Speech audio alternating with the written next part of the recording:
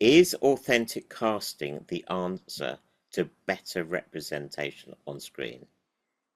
There is, within disabled creative communities, a phrase, nothing about us without us.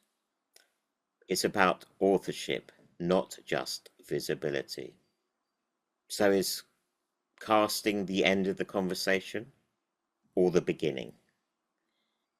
Let's look at casting versus authorship. There are lots of different examples where this contrast appears. A disabled actor in a non-disabled authored story, a disabled actor in a lived experienced shaped story, an actor with a disability inserted into a pre-existing series, or built inside out. In all these, casting is visible, but is the authorship structural or shoehorned in? So let's talk about a comedy called Jerk, written by and starring Tim Renkow. Now, I've met Tim several times. I've seen him on the comedy circuit, and I've sat on set during the filming of Jerk. And his philosophy is, if you feel uncomfortable with my disability, I want to push you even deeper into that discomfort.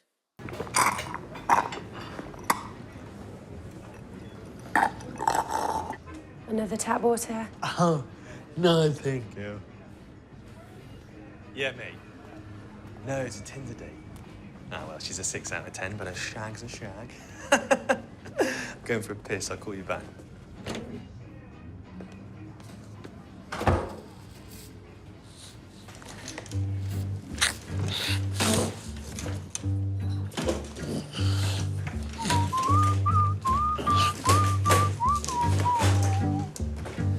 Actually, sorry, could I get a glass of water? Sure. There we go.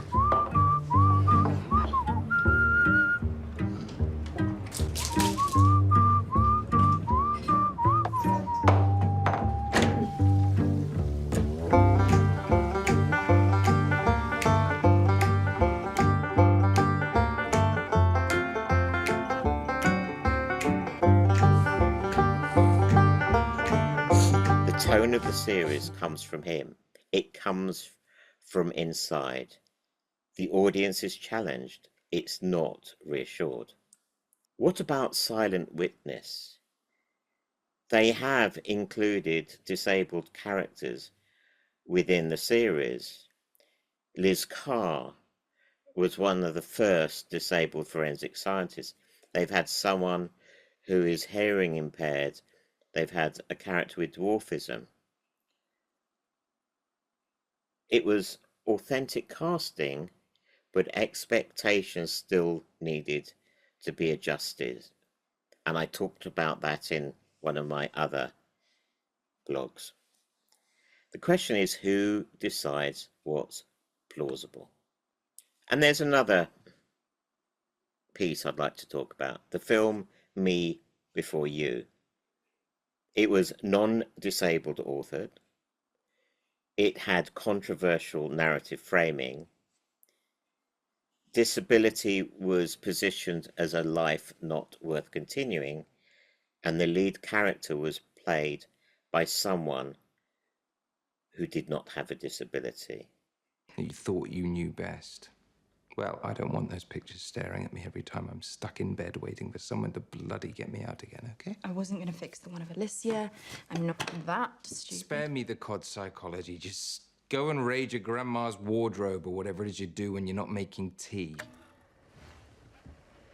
You don't have to be an arse.